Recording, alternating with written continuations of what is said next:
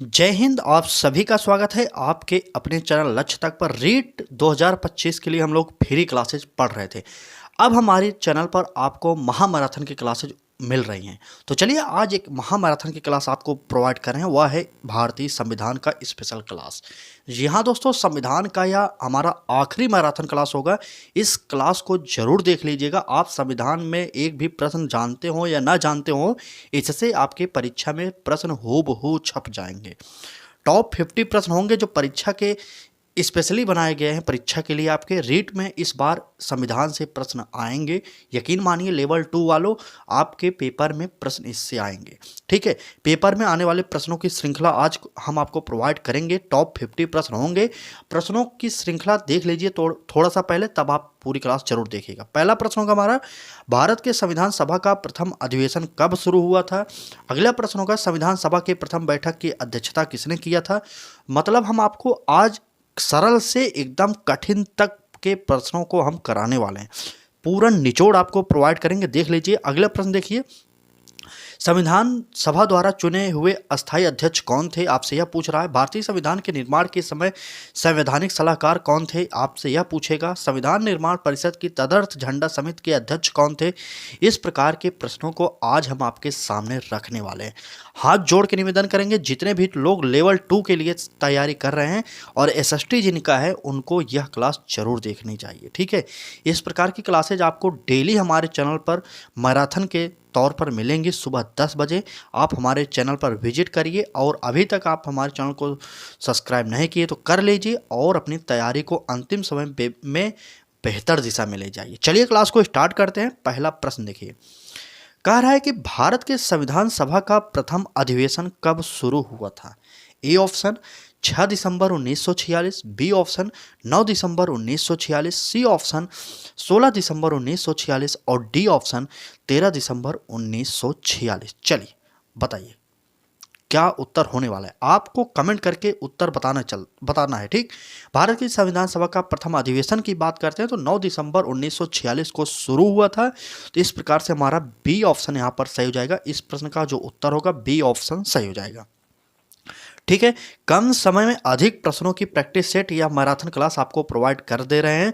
बाकी आपके ऊपर है, आप पूरी क्लास देखेंगे कि नहीं। जो लोग देखेंगे उनसे हाथ जोड़ के निवेदन करेंगे, अपने मित्रों तक भी शेयर करेंगे। ठीक है, चलिए आगे बढ़ते हैं। कम समय में हम 50 प्रश्न आज आपके लिए छांट कर लाए हैं। जो आपके पेपर में आएंगे वही प्रश्न छांट के लाए हैं। हाथ जोड़ के निवेदन करें, पूरी क्लास जरूर देखिएगा। ठीक, लाइक शेयर सब्सक्राइब करना हो करिएगा, नहीं तो मत करिए, लेकिन क्लास जरूर देखिए। चलिए आगे बढ़ते हैं, अगले प्रश्न को देखते हैं। हमारा दूसरा प्रश्न है आज का, संविधान सभा के प्रथम बैठक की अध्यक्षता किसने किया था।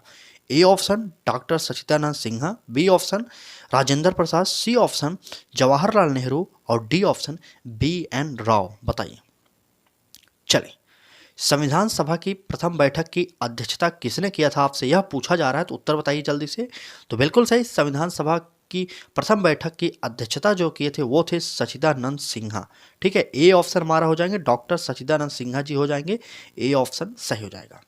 ठीक है, चलिए आगे बढ़ते हैं, अगले प्रश्न को देखते हैं। अगला प्रश्न हमारा क्या है, संविधान सभा द्वारा चुने हुए अस्थायी अध्यक्ष कौन थे।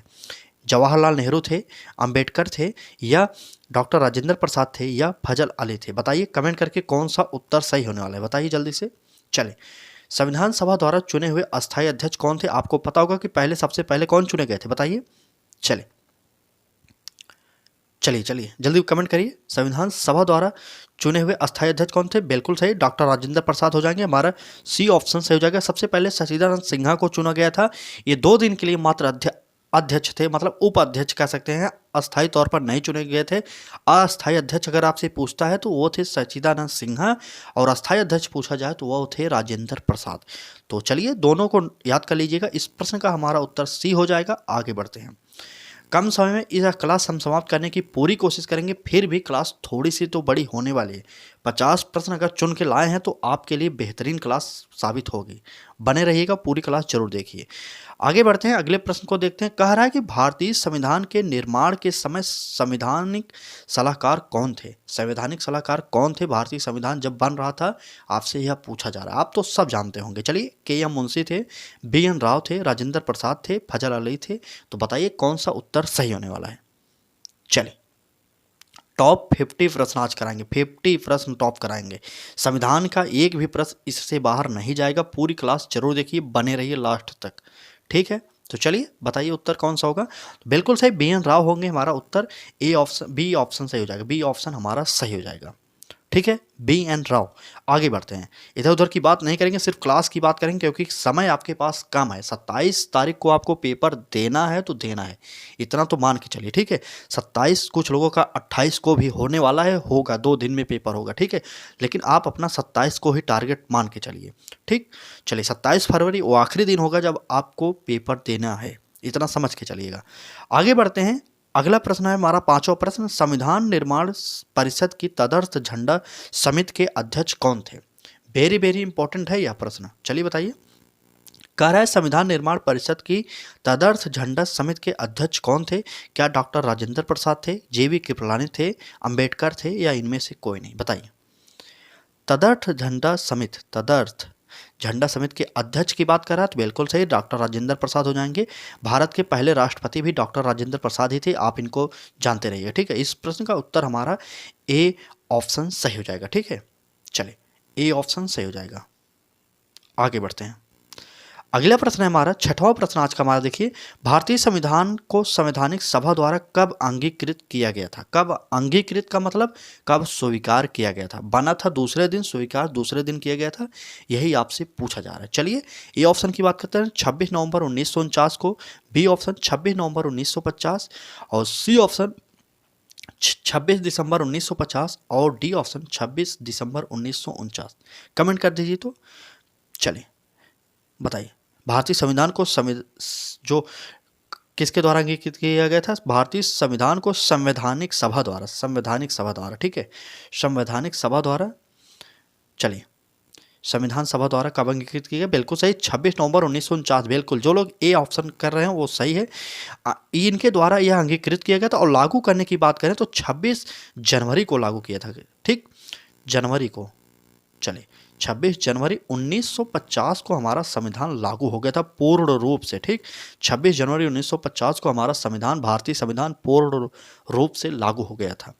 आगे बढ़ते हैं और अगले प्रश्न पर चलते हैं। अगला प्रश्न होगा हमारा, भारतीय संविधान पूर्णतः कब लागू? अभी मैंने बताया कि 26 जनवरी 1950 को लागू हुआ, तो चलिए इसमें से कोई अलग नहीं दिया गया। 26 जनवरी 1950 को हमारा भारतीय संविधान लागू हो गया था, ठीक है, इतना याद करिएगा। हम संविधान पढ़ रहे हैं तो हमारी जो इंपॉर्टेंट प्रश्न बनेंगे हम पूरा कवर कराएंगे, यकीन करिए। इस प्रकार की क्लास अब आपको शायद अंतिम समय में कहीं और नहीं मिलेगी। आखिरी क्लास हमारी संविधान की होगी, इसके बाद हम दूसरे सब्जेक्टों की मैराथन स्टार्ट करेंगे, तो बने रहेगा। पेपर 1 और पेपर 2 दोनों के लिए मैराथन क्लासेज हमारे चैनल पर मिल रही है आपको, और अच्छे से तैयारी करिए। इस बार आपको रीट में 100+ स्कोर कर ही आना है, क्योंकि आपके सामने यहाँ पर वैकेंसी भी है, आपको पता होगा। बहुत जल्द जैसे रीट की यह परीक्षा समाप्त होगी, तुरंत मेंस एग्जाम के लिए आपका नोटिफिकेशन जारी किया जाएगा रीट संस्था के द्वारा, ठीक है। चलिए, तब तक आप लोग तैयारी करते रहिएगा। अगला प्रश्न होगा हमारा, भारतीय संविधान की प्रस्तावना में समाजवादी, पंथ निरपेक्ष एवं अखंडता शब्द किस संशोधन द्वारा जोड़े गए थे? अभी मैंने कल जो क्लास कराया था उसमें मैंने बताया था 42वां संविधान संशोधन था, उसके द्वारा ये 3 शब्द जोड़े गए थे। और 42वां संविधान संशोधन कब हुआ था आपसे पूछा जाए तो वो था 1976 में, ठीक है। 42वां संविधान संशोधन 1976 में हुआ था। 42वें संविधान संशोधन के द्वारा ही भारतीय संविधान की प्रस्तावना में समाजवादी, पंथ निरपेक्ष और अखंडता शब्द जोड़े गए थे। चलिए आगे चलते हैं, अगले प्रश्न पर देखते हैं। अगले प्रश्न हमारा क्या है, भारतीय संविधान के कौन से भाग को संविधान की आत्मा कहा जाता है? वेरी वेरी इंपॉर्टेंट प्रश्न है, ठीक है। चलिए बताइए, इंपॉर्टेंट, देखते हैं कितने लोग सही उत्तर देते हैं। भारतीय संविधान के कौन से भाग को संविधान की आत्मा कहा जाता है? ए ऑप्शन उद्देशिका, बी ऑप्शन मौलिक अधिकार, सी ऑप्शन मौलिक कर्तव्य, और डी ऑप्शन आपात उपबंध। बताइए। चलिए, भारतीय संविधान का कौन सा भाग संविधान की आत्मा कहा जाता है? बताइएगा। उद्देशिका को, बिल्कुल सही, उद्देशिका को भारतीय संविधान की आत्मा कहा जाता है। ए ऑप्शन हमारा सही हो जाएगा, ठीक है। चलिए आगे बढ़ते हैं, अगले प्रश्न को देखते हैं। 10वां प्रश्न होगा हमारा, भारत में न्यायिक पुनरीक्षण की संकल्पना किस देश के संविधान से ली गई है? ब्रिटेन से, अमेरिका से, ऑस्ट्रेलिया से, कनाडा से? जल्दी जल्दी बताइए, क्योंकि हमारे पास समय बहुत कम है, हम स्पीड में क्लास कराएंगे आपको। आखिरी जो समय बचा है, हम चाह रहे हैं कि आपका कम से कम समय में पूरी मैराथन क्लास हम कवर कर दें, ठीक है। तो बने रहिएगा, पूरी 50 प्रश्न है आज की इस क्लास में। 50 महत्वपूर्ण प्रश्नों की श्रृंखला आपके सामने रख रहे हैं और 10वां प्रश्न आप लोग पढ़ रहे हैं। क्लास कैसी लग रही है जरूर बताइएगा, क्योंकि क्लास अच्छी लगेगी तभी तो आप अपने मित्रों तक शेयर करेंगे, लाइक करेंगे, और चैनल को सब्सक्राइब नहीं किए होंगे तो करेंगे भी अब। और हाथ जोड़ के निवेदन करेंगे, कुछ करिए ना करिए लेकिन यह क्लास जरूर पूरा देख लीजिएगा, ठीक है। 50 प्रश्न देख लीजिए, बाकी संविधान आपको पढ़ने की अब ज़रूरत नहीं है, जितना पढ़ लिए हैं उतना बहुत है। बाकी यह 50 प्रश्न जो है यह आपको अच्छा स्कोर करने के लिए बहुत ज़्यादा है, ठीक है। चलिए बात करते हैं, न्यायिक पुनरीक्षण की संकल्पना किस देश से ली गई, उद्देश्य क्या, चलिए बताइए। चलिए, वेरी वेरी इंपॉर्टेंट है, न्यायिक पुनरीक्षण की संकल्पना किस देश के संविधान से ली गई, संयुक्त अमेरिका से, बिल्कुल अमेरिका से। इस प्रश्न का उत्तर हमारा जो होगा बी ऑप्शन अमेरिका सही हो जाएगा। आगे बढ़ते हैं, अगले प्रश्न को देखते हैं। कह रहा है कि भारत के संविधान में सम्मिलित समवर्ती सूची किस देश से ली गई है, अमेरिका से, इराक से, ऑस्ट्रेलिया से, जापान से। तो बिल्कुल ऑस्ट्रेलिया से समवर्ती सूची ली गई है, आप सभी को पता होगा, ठीक है। चलिए आगे बढ़ें। क्लास अच्छी लग रही हो तो लाइक जरूर करिएगा। अभी तक आपने हमारे चैनल को सब्सक्राइब नहीं किए तो कर लीजिए, क्योंकि आपको फ्री में तैयारी कराई जा रही है। यही नहीं, पात्रता परीक्षा के अलावा भी जैसे ही आपके रीट मेंस एग्जाम जो भर्ती परीक्षा है उसका नोटिफिकेशन जारी होगा, हमारे चैनल पर आपको फ्री क्लासेज उसकी भी प्रोवाइड की जाएगी। तब तक आप जुड़िए हमारे साथ। चलिए अगला प्रश्न देखेंगे। भारतीय संविधान में राज्य के नीति निर्देशक तत्वों की संकल्पना किस देश के संविधान से ली गई है, A option Japan, Germany, England, Ireland. बताइए, नीति निर्देशक तत्वों की संकल्पना किस देश के संविधान से ली गई है, जापान से, जर्मनी से, सोवियत रूस, जो भी हो बताइए जल्दी से। बिल्कुल सही, नीति निर्देशक तत्व हमारे आयरलैंड से लिए गए हैं। नीति निर्देशक तत्व जो है आयरलैंड।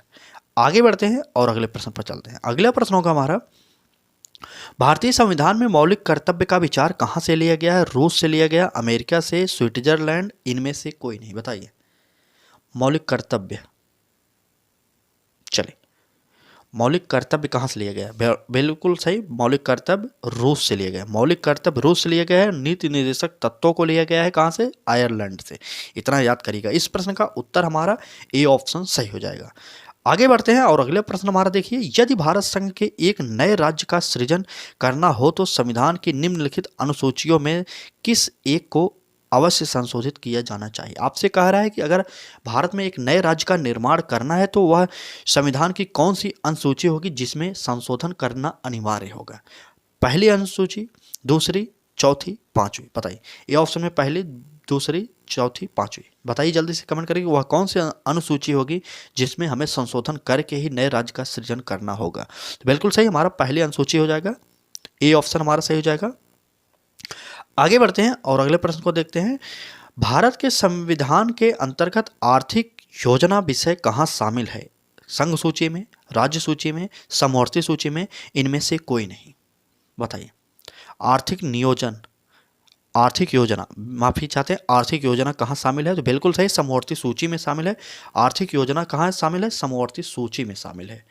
चलिए आगे बढ़ेंगे और अगले प्रश्न को देखेंगे। हाथ जोड़ के निवेदन करेंगे, जितने भी लोग हमारे साथ जुड़े हैं रीट 2025 के लिए, वो लोग यह क्लास जरूर पूरा देख लें और खासकर पेपर 2 वाले जरूर देखें, ठीक है। पेपर 2 वालों के लिए तो ब्रह्मास्त्र है, समझ लीजिए अंतिम समय में संपूर्ण क्वालिटी आपको प्रोवाइड कर रहे हैं।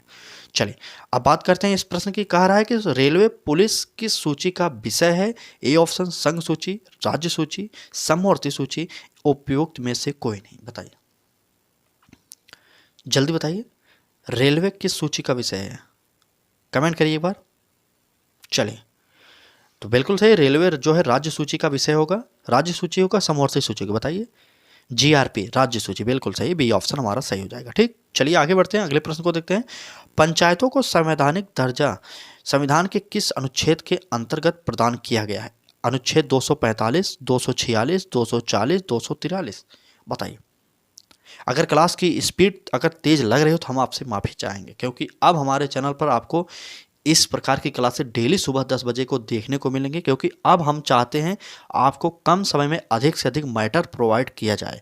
आप अपनी तैयारी तो कर लिए हैं, अब जो मैराथन क्लासेज आपको प्रोवाइड की जाएगी हमारे द्वारा, कम समय में अधिक से अधिक प्रैक्टिस सेट आपको प्रोवाइड किया जाएगा, क्योंकि संपूर्ण निचोड़ आपको प्रोवाइड कर रहे हैं इस क्लास में संविधान का। इसके बाद हमारे चैनल पर आपको संविधान के लिए क्लास नहीं आएंगी, ठीक है। चलिए, इससे पहले मैंने एक और संविधान के लिए क्लास प्रोवाइड की है, उसको देख लीजिएगा, कल जो कराए थे।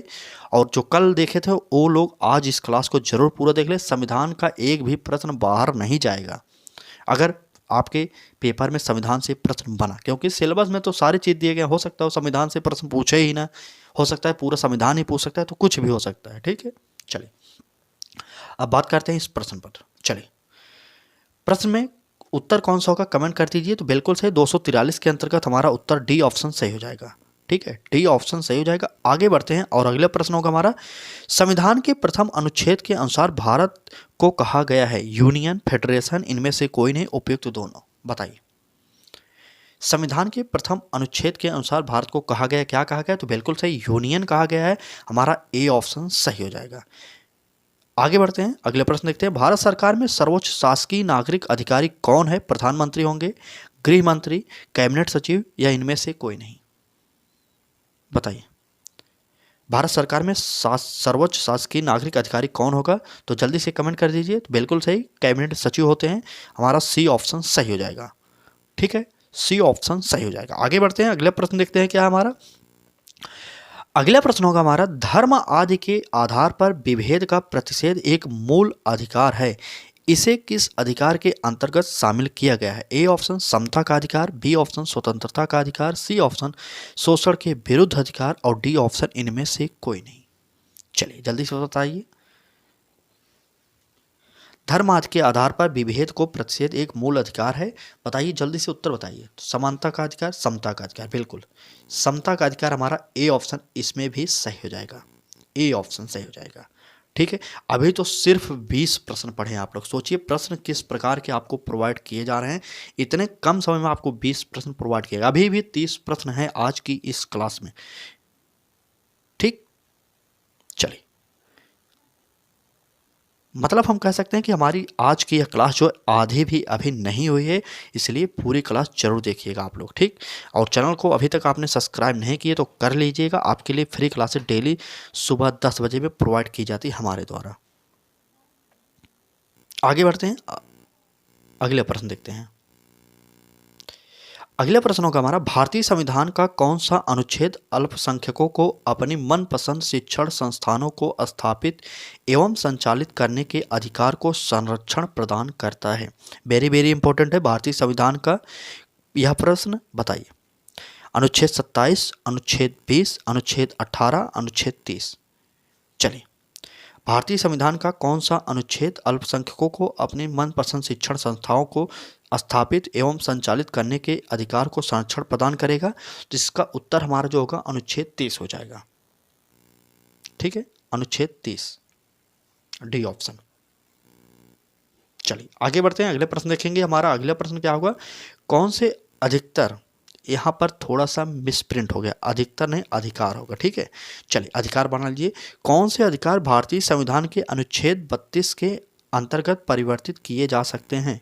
ए ऑप्शन मौलिक अधिकार, बी ऑप्शन मौलिक कर्तव्य, सी ऑप्शन राज्य के नीति निर्देशक तत्व, और डी ऑप्शन इनमें से कोई नहीं।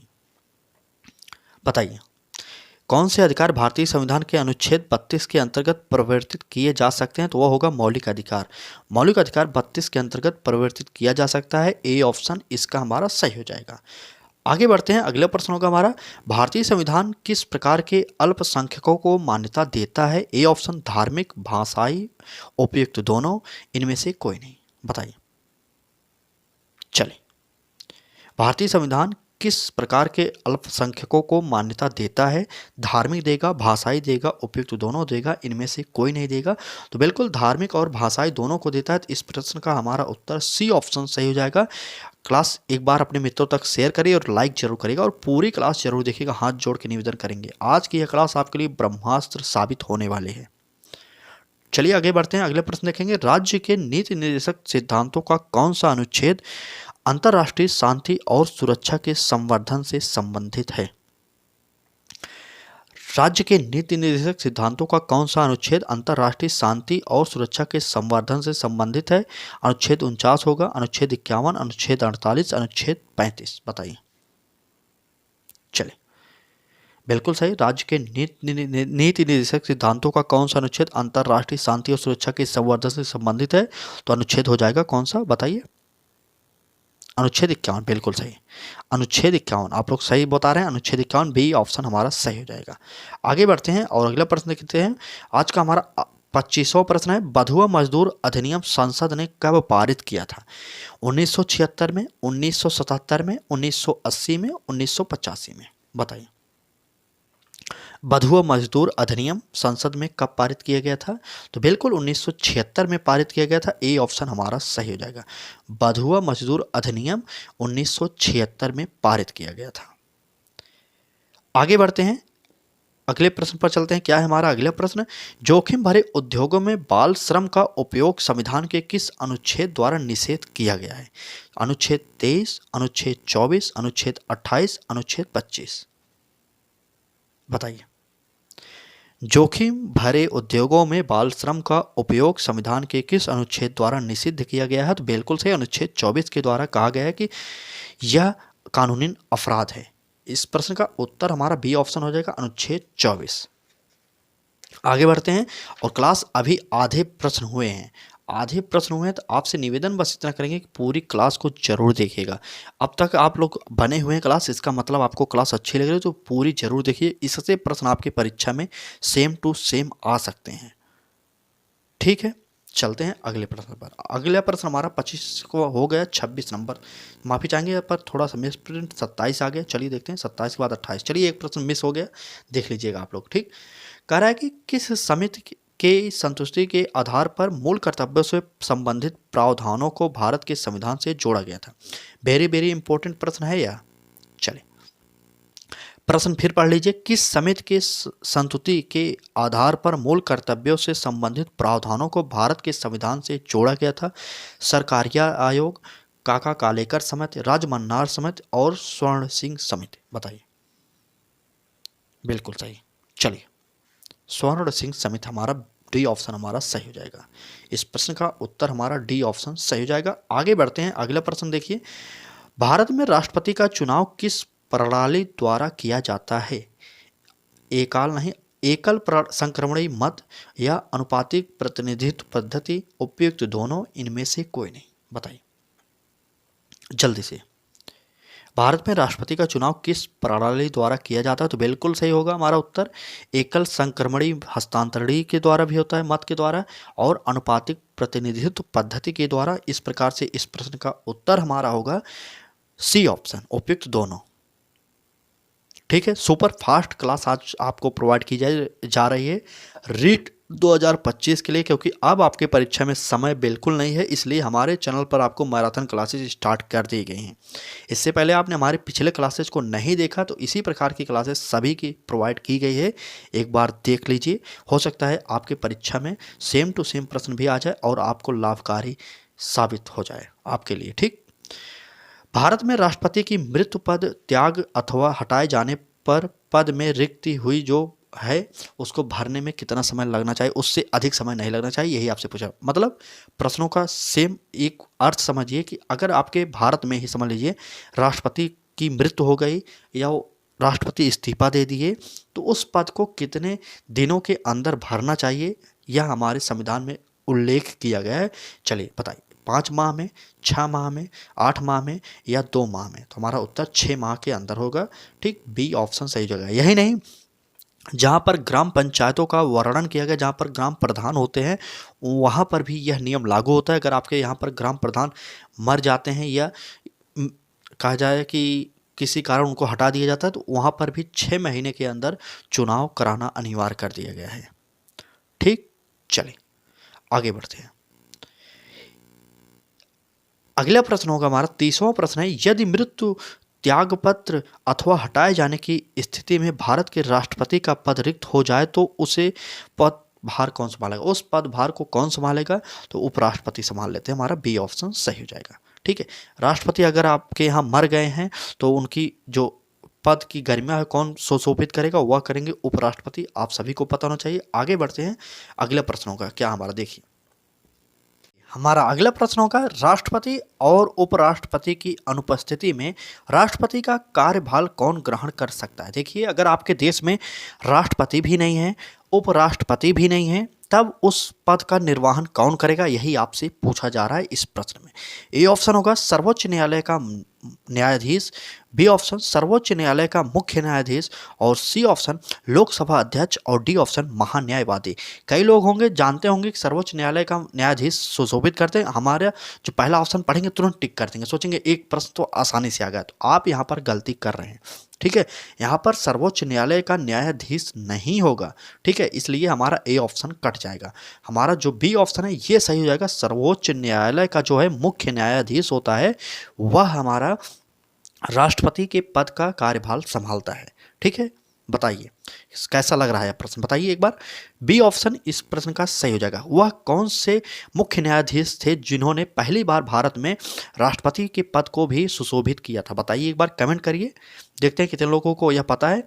आगे बढ़ते हैं, अगला प्रश्न हमारा होगा, भारतीय संसद का संयुक्त अधिवेशन कौन बुला सकता है। जो भारतीय संसद होता है उसमें संयुक्त अधिवेशन होता है, कौन बुलाता है आपको पता होना चाहिए। लोकसभा अध्यक्ष, राष्ट्रपति, उपराष्ट्रपति, प्रधानमंत्री, बताइए, चलिए जल्दी से बताइए। बिल्कुल सही, राष्ट्रपति बुलाता है, राष्ट्रपति बुलाता है। किस अनुच्छेद में इसका वर्णन किया गया, एक बार इसको भी कमेंट करिए, देखते हैं कितने लोग को पता है ये, बताइए। बी ऑप्शन हमारा सही जाएगा, राष्ट्रपति संयुक्त अधिवेशन को बुलाता है। आगे बढ़ते हैं और अगला प्रश्न देखिए। अगला प्रश्न होगा 33 नंबर का हमारा प्रश्न, निम्न में से 2 अवधि के लिए भारत के राष्ट्रपति कौन थे। इनमें से आपसे पूछ रहा है कि वह कौन सा राष्ट्रपति जो 2 बार भारत का राष्ट्रपति लगातार बना था। क्या राजेंद्र प्रसाद थे, राधा कृष्णन थे, या के.आर. नारायण थे, या इनमें से कोई नहीं थे, बताइए। बिल्कुल सही, राजेंद्र प्रसाद भारत के प्रथम राष्ट्रपति थे। ये लगातार 2 बार राष्ट्रपति बने थे, इनके नाम यह रिकॉर्ड दर्ज है पहली बार। ये ऑप्शन इस प्रश्न का हमारा सही हो जाएगा। आगे बढ़ते हैं और अगला प्रश्न देखते हैं। हमने 50 प्रश्नों की श्रृंखला कहा था, तो 50 प्रश्न कराएंगे। आपको कम से कम समय में अधिक से अधिक प्रैक्टिस सेट हो या मॉडल पेपर हो, हल करना हो, तभी आप हमारे साथ जुड़िएगा, ठीक है। क्योंकि हमारे यहाँ पर इधर उधर की बकवास नहीं करेंगे, सिर्फ पॉइंट टू पॉइंट बात करेंगे। अंतिम समय में जो भी बेस्ट होगा वह आपको प्रोवाइड किया जाएगा। चलिए 34 नंबर का प्रश्न देखिए, राज्यसभा का पदेन सभापति कौन होता है। क्या राष्ट्रपति होते हैं, राज्यपाल होंगे, उपराष्ट्रपति होंगे, महान्यायवादी होंगे, बताइए। राज्यसभा का पदेन सभापति कौन होगा, बिल्कुल सही, उपराष्ट्रपति होते हैं। आप सभी को पता होना चाहिए कि उपराष्ट्रपति जो है राज्यसभा के पदेन सभापति होते हैं। आप इस समय भी देखते होंगे उपराष्ट्रपति इस समय कौन है, बताइए, कमेंट करिए। उपराष्ट्रपति का वर्तमान समय में नाम क्या है, एक बार कमेंट करिए। 2025 में राज्यसभा के जो पदेन सभापति हैं उनका नाम बताइए। चलिए आगे बढ़ते हैं, अगला प्रश्न, मंत्रिपरिषद किसके प्रति उत्तरदायी होती है। मंत्रिपरिषद किसके प्रति उत्तरदायी होती है, लोकसभा के प्रति, राज्यसभा, राष्ट्रपति, सर्वोच्च न्यायालय, बताइए। मंत्रिपरिषद किसके प्रति उत्तरदायी होती है, तो बिल्कुल सही होगा, लोकसभा के प्रति जो है हमारा मंत्रिपरिषद उत्तरदायी होती है। ए ऑप्शन हमारा सही हो जाएगा। आगे बढ़ते हैं और अगला प्रश्न होगा हमारा, देखिए, संसद के किसी सदन का सदस्य ना होने पर भी सदन की बैठक में कौन भाग ले सकता है। वेरी वेरी इंपॉर्टेंट है, अगर आप पढ़े हैं कमेंट करके बताइए उत्तर। चलिए, संसद के किसी सदन का सदस्य न होने पर भी सदन की बैठक में कौन भाग ले सकता है। ए ऑप्शन महालेखाकार, बी ऑप्शन महान्यायवादी, सी ऑप्शन उपराष्ट्रपति, और डी ऑप्शन राज्यपाल, बताइए। जल्दी कमेंट करिए, जल्दी बताइए, जल्दी। संसद के किसी सदस्य न होने पर भी बैठक में भाग ले सकता है, तो महान्यायवादी होते, बिल्कुल सही। चलिए, बी ऑप्शन महान्यायवादी सही हो जाएंगे। आगे बढ़ते हैं, अगला प्रश्न देखिए। अगला प्रश्न होगा, भारत के नियंत्रक एवं महालेखा परीक्षक के पद पर नियुक्ति का कार्यकाल कितना होता है। 4 वर्ष होता है, 3 वर्ष, 6 वर्ष, 8 वर्ष, बताइए। भारत के नियंत्रक एवं महालेखा परीक्षक के पद पर नियुक्ति का कार्यकाल कितना होता है, तो वह होता है 6 वर्ष, ठीक है। अगर यहाँ पर 5 वर्ष होता तो कई लोग ऐसे होते हैं तो 5 वर्ष ही टिक करते, लेकिन यहाँ पर भ्रमित मत होइएगा। याद करिए, नियंत्रक एवं महालेखा परीक्षक की जो पद की अधिकतम आयु होती है वह 6 वर्ष के लिए होती है, ठीक है। सी ऑप्शन हमारा सही हो जाएगा। आगे बढ़ते हैं, अगला प्रश्न देखिए, 38वां प्रश्न हमारा, लोकसभा में राज्यवार सीटों का आवंटन वर्ष 1971 की जनगणना पर आधारित है। यह निर्धारण किस वर्ष तक की यथावत रहेगा। ठीक है, आपको पता होगा कि लोकसभा की जो सीटें हैं वो उनका निर्धारण 1971 के अकॉर्डिंग किया गया है। आपसे पूछ रहा है कि यह कब तक यथावत बनी रहेंगी, 2025 तक, 2026 तक, 2028 तक और 2030 तक, बताइए। चलिए, बिल्कुल सही, 2026 तक।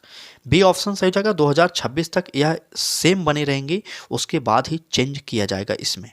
आगे बढ़ते हैं, अगला प्रश्न है, देखते हैं हमारा। अब हमारे इस क्लास में मात्र 12 प्रश्न और बचे हैं। हाथ जोड़ के निवेदन कर रहे हैं कि पूरी क्लास देखिए, उसके बाद अच्छी लगे लाइक शेयर सब्सक्राइब करिएगा, नहीं तो मत करिएगा, सिर्फ पढ़िए। 39वां प्रश्न देखते हैं आज का हमारा। लोकसभा में सदस्यों की संख्या अधिकतम कितनी हो सकती है, 550, 542, 548 या 553, बताइए। चलिए, लोकसभा में सदस्यों की संख्या अधिकतम कितनी हो सकती है, आपसे यह पूछा जा रहा है, तो वह होगा 550। वर्तमान में लोकसभा की सदस्यों की संख्या कितनी है यह बताइए। अधिकतम तो 550 हो सकते हैं, ठीक है, अधिकतम 550 हो सकते हैं, लेकिन वर्तमान में कितने लोग हैं वो बताइए, कमेंट करिए एक बार। आगे बढ़ते हैं, 40वां प्रश्न देखते हैं। लोकसभा का कोरम कुल संख्या कितना है, 1/10। आप सभी पढ़े होंगे 1/10 होता है, ठीक। चलिए, 1/10 नोट करिएगा, 1/10 हमारा डी ऑप्शन सही जगह। इसमें कुछ और इधर उधर की बात नहीं करना है। आगे बढ़ते हैं, अब हमारा मात्र 10 प्रश्न बचा है। अगर क्लास अच्छी लग गई हो तो लाइक जरूर करिएगा। अगर इस प्रकार की हर सब्जेक्ट की मैराथन चाहते हैं तो जुड़ जाइए हमारे साथ। अब आखिरी समय, जितने भी दिन बचे हैं आपके पेपर में, हम आपको डेली एक मैराथन क्लास सुबह 10 बजे में प्रोवाइड करेंगे, ठीक है। तो चलिए आगे बढ़ते हैं और अगले प्रश्न को देखते हैं। कह रहा है कि कौन सा राज्य सबसे अधिक प्रतिनिधि लोकसभा में भेजता है, जहां पर सबसे अधिक संख्या होगी वहां के प्रतिनिधि सबसे अधिक होंगे। A option Madhya Pradesh, Uttar Pradesh, Bihar, Meghalaya. तो उत्तर प्रदेश हो जाएगा, आप सभी को पता होगा, ये तो सिंपल है। आगे बढ़ते हैं, बी ऑप्शन इस प्रश्न का सही हो गया।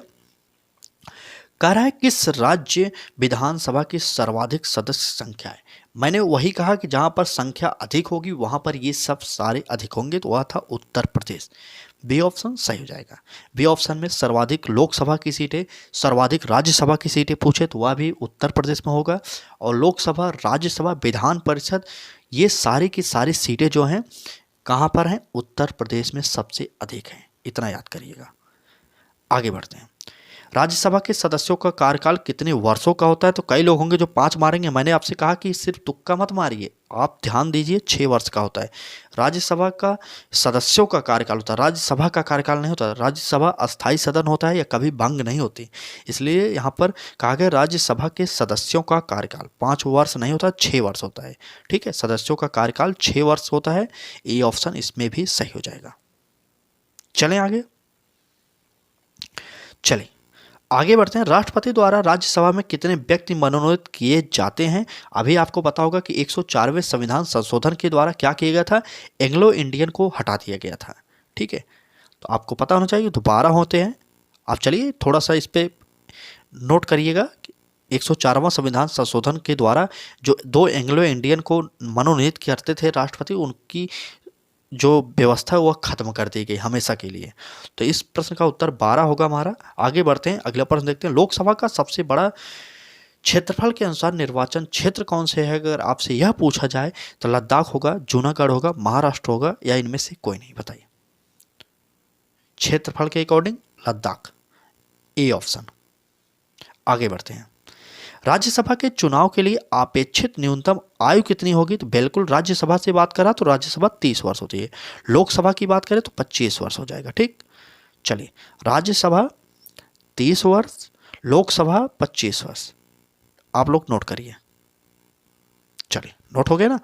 लोकसभा के लिए 25 वर्ष होता है और राज्यसभा के लिए 30 वर्ष। राष्ट्रपति बनने के लिए अगर आपसे पूछा जाए तो राष्ट्रपति बनने के लिए अगर उम्र पूछी जाए कितनी, तो वह है 35 वर्ष। राष्ट्रपति 35 वर्ष, 35 वर्ष के लिए राज्यपाल, ठीक। राज्यपाल बनने के लिए 35 वर्ष और राष्ट्रपति बनने के लिए 35 वर्ष न्यूनतम आयु होनी चाहिए। आगे बढ़ते हैं, अगला प्रश्न। प्रथम स्पीकर जिनके विरुद्ध लोकसभा में अविश्वास प्रस्ताव लाया गया था वह कौन थे। जीवी मावलंकर थे, सरदार हुकुम सिंह थे, नीलम संजीव रेड्डी थे, इनमें से कोई नहीं थे, बताइए, जल्दी बताइए। प्रथम स्पीकर जिनके विरुद्ध लोकसभा में अविश्वास प्रस्ताव लाया गया था, तो बिल्कुल सही, लोकसभा के पहले अध्यक्ष जो थे जीवी मावलंकर, इनके ही लिए अविश्वास प्रस्ताव लाया गया था। इस प्रश्न का उत्तर हमारा ए ऑप्शन सही हो जाएगा। रीट की यह क्लास आप लोगों को कैसी लग रही, कमेंट एक बार जरूर कर दीजिए। अगर आपको भी सीडीपी की मैराथन चाहिए, ईवीएस की मैराथन चाहिए, हिंदी की महामैराथन चाहिए तो जुड़ जाइए हमारे चैनल पर। पहली बार आए हो तो सब्सक्राइब करके बेल आइकन को ऑन कर लीजिए। जो लोग जुड़े हैं उनसे हाथ जोड़ के निवेदन करेंगे, वो लोग क्लासेस डेली अब देख लें। आने वाले समय के लिए बहुत ही महत्वपूर्ण क्लासेज हमारे चैनल पर आपको प्रोवाइड की जा रही है। चलिए बात करते हैं आगे आने वाले कुछ प्रश्नों की, और कुछ ही प्रश्न बचे हैं, पूरी क्लास जरूर देख के जाइएगा। ठीक है, 48वां प्रश्न, इसके बाद 2 प्रश्न और है, पूरी क्लास देखिएगा। कह रहा है कि इस प्रश्न में कि संविधान के किस अनुच्छेद के अंतर्गत धन को परिभाषित किया गया है। अनुच्छेद 108, अनुच्छेद 109, अनुच्छेद 110, अनुच्छेद 111। बताइए संविधान के किस अनुच्छेद के अंतर्गत धन विधेयक को परिभाषित किया गया। तो बिल्कुल सही, आप लोग बताइए, एक बार कमेंट करिए। अनुच्छेद 110 में इसको परिभाषित किया गया। हमारा सी ऑप्शन सही हो जाएगा, अनुच्छेद 110। आगे बढ़ते हैं, सेकंड लास्ट क्वेश्चन होगा हमारा। देखिए कह रहा है कि अगर कोई धन विधेयक लोकसभा द्वारा स्वीकृत हो जाए तो राज्यसभा इसे अधिक से अधिक कितने दिनों तक रोक सकता है। ए ऑप्शन 14 दिन, बी ऑप्शन 14 महीने, सी ऑप्शन 28 दिन और डी ऑप्शन 60 दिन। और लोकसभा में ही धन विधेयक को लाया जाता है, राज्यसभा में धन विधेयक को नहीं लाया जा सकता। पहले सबसे पहले धन विधेयक कहाँ पर लाया जाएगा, वह लाया जाएगा लोकसभा में, इतना तो याद करिएगा। और राज्यसभा इसे रोक सकती है तो मात्र 14 दिन के लिए रोक सकती है। ठीक है, ए ऑप्शन हमारा सही हो जाएगा। आगे बढ़ते हैं, आज का हमारा आखिरी प्रश्न देखते हैं क्या है। 50वां प्रश्न, किस अनुच्छेद के अनुसार राष्ट्रपति शासन लगाया जाता है। यहाँ पर तीनों आपातकालों का वर्णन किया गया है। ठीक है, राष्ट्रपति शासन की बात कर रहा है तो बताइए किस अनुच्छेद के द्वारा लगाया जाता है। चले जल्दी बताइए, राष्ट्रपति शासन किस अनुच्छेद के द्वारा लगाया जाता है, एक बार कमेंट करिए। आप लोग देखते हैं कितने लोग सही उत्तर देते हैं। चलिए जल्दी बताइए, राष्ट्रपति शासन किस अनुच्छेद के द्वारा लगाया जाता है, बताइए जल्दी बताइए। राष्ट्रपति शासन किस अनुच्छेद के द्वारा लगाया जाएगा। 360 वित्तीय आपात होता है, आप सभी को पता होगा। अब मैंने बता दिया वित्तीय आपात, 360 जो है वित्तीय आपात, आप नोट करिए। ठीक, वित्तीय आपात, चलिए नोट कर लीजिएगा, वित्तीय आपात 360। अब आज का यह प्रश्न आपके लिए हम छोड़ रहे हैं, बहुत ही सरल प्रश्न है, इसे मैंने बता दिया वित्तीय आपात होगा। अब बताइए अनुच्छेद 356 या अनुच्छेद 352 में कौन सा राष्ट्रपति शासन का उल्लेख करता है। यह प्रश्न जो है आपके लिए कमेंट बॉक्स में उत्तर जरूर दीजिएगा। हम आपसे देखना चाहते हैं कि आपकी तैयारी अनुच्छेदों को लेकर कैसी है। आपको क्लास अच्छी लगी हो तो लाइक जरूर करिएगा। चैनल पर पहली बार आए हो, अभी तक सब्सक्राइब नहीं किए तो कर लीजिए, क्योंकि हमारे चैनल पर आपको सभी कंपटीशन एग्जाम की तैयारी निःशुल्क में कराई जा रही है। चलिए, आज की क्लास देखने के लिए बहुत बहुत धन्यवाद। उम्मीद करते हैं अच्छी लगी होगी क्लास, तो कल फिर हमारे साथ सुबह 10 बजे जरूर जुड़िएगा। धन्यवाद।